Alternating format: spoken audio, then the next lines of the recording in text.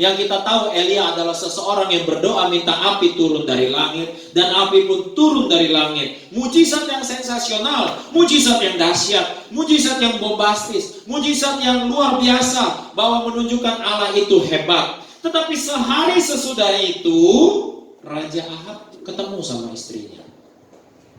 Raja Ahab cerita sama istrinya, selayaknya suami sama istri saling bercerita. Dia bilang, kemarin Elia berhasil turunin api dari langit.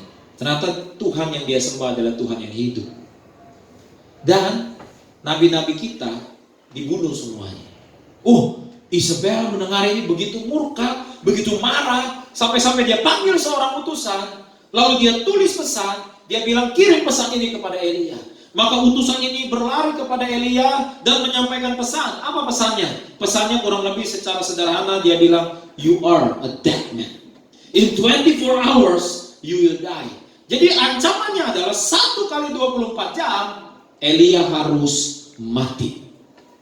Nah, pertanyaannya saudara yang menjadi menarik buat kita, di 1 Raja-Raja 19 ayat yang ketiga tadi berkata, sesudah Elia dengar ancaman itu, Alkitab mencatat, maka takutlah. Bagaimana mungkin saudara, seseorang yang baru aja lihat mujizat Tuhan, api turun dari langit, seseorang yang baru saja mengalahkan 450 Nabi Baal. Nah, 450 Nabi Baal, karena kita lagi ngecek bus nih saudara, kalau kita hitung, bus angkutan antar kota, itu kapasitas paling besar itu satu bus itu 59 orang. Kalau kita masukin ini Nabi Baal semuanya ke dalam bus, itu kurang lebih kita butuh 7,5 bus, saudara. Ya, anggaplah 7 bus. Saudara kebayang nggak? Satu orang ngelawan gerombolan 7 bus dan menang. 1 lawan 7 bus, menang. Tapi besokannya dia dapat ancaman dari seorang wanita, satu loh. Ayat 3 tadi berkata, maka takutlah. Iya, hebat banget nih cara perempuan saudara.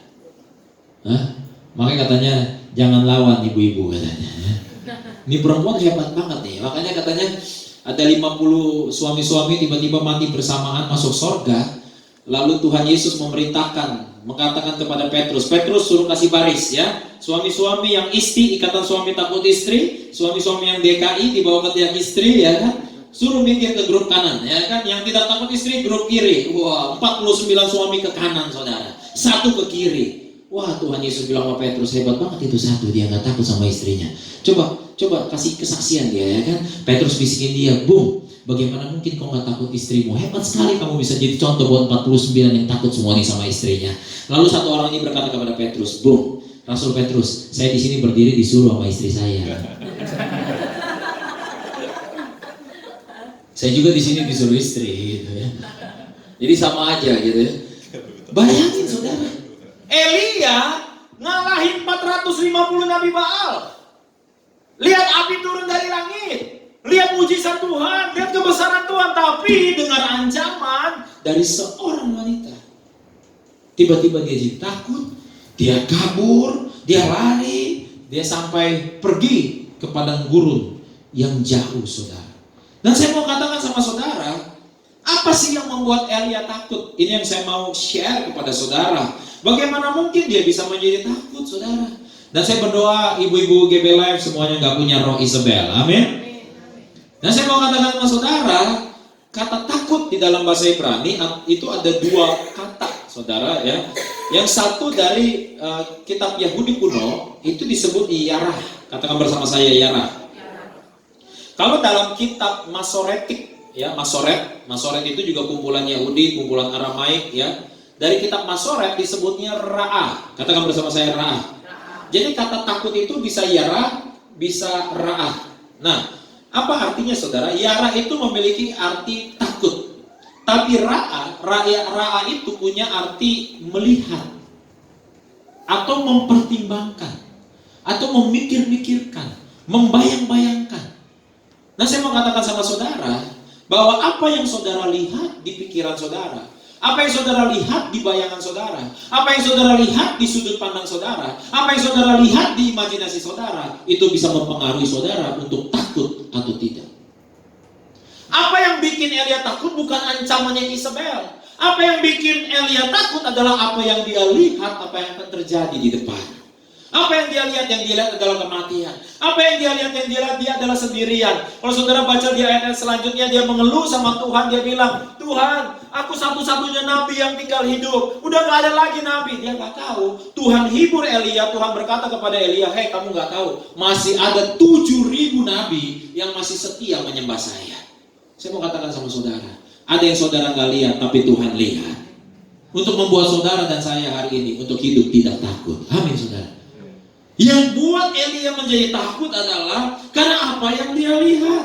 Firman Tuhan berkata di Injil Matius, jika matamu gelap, maka gelaplah seluruh tubuhmu. Namun jika matamu terang, maka teranglah seluruh tubuhmu. Cara kita melihat sesuatu, cara kita memandang sesuatu, menentukan suasana hati kita, menentukan keberanian kita, dan menentukan sikap kita. Satu kali murid-murid Tuhan Yesus disuruh menyeberang sama Tuhan Yesus, seberangi danau ini. Lalu mereka pun menyeberang tanpa Tuhan Yesus ada di perahu. Lalu di perjalanan menyeberang timbul angin dan badai. Timbul, saudara, danau itu bergoyang, berombak, dan semua murid-murid ketakutan. Di tengah situasi itu Tuhan Yesus datang dengan berjalan di atas air. Dan Rasul Petrus berkata, itu hantu. Tuhan Yesus berkata, bukan, ini aku. Lalu Petrus berkata, kalau memang benar engkau Tuhan, suruhlah aku berjalan di atas air. Lalu Tuhan Yesus memberikan undangan, come, datang sini. Dan saudara, kisahnya kalau saudara baca di Matius 14 atau di Markus pasal yang keempat, lalu Petrus pun menginjakan kakinya di air, saudara. Dan dia berhasil. Kakinya menapak di air sama seperti menapak di tanah yang keras. Lalu dia injakan lagi kakinya yang satu. Alkitab mencatat Petrus pun berjalan di atas air. Kalau saudara baca dalam kitab bahasa Indonesia, kitab Alkitab bahasa Indonesia, waktu dia berjalan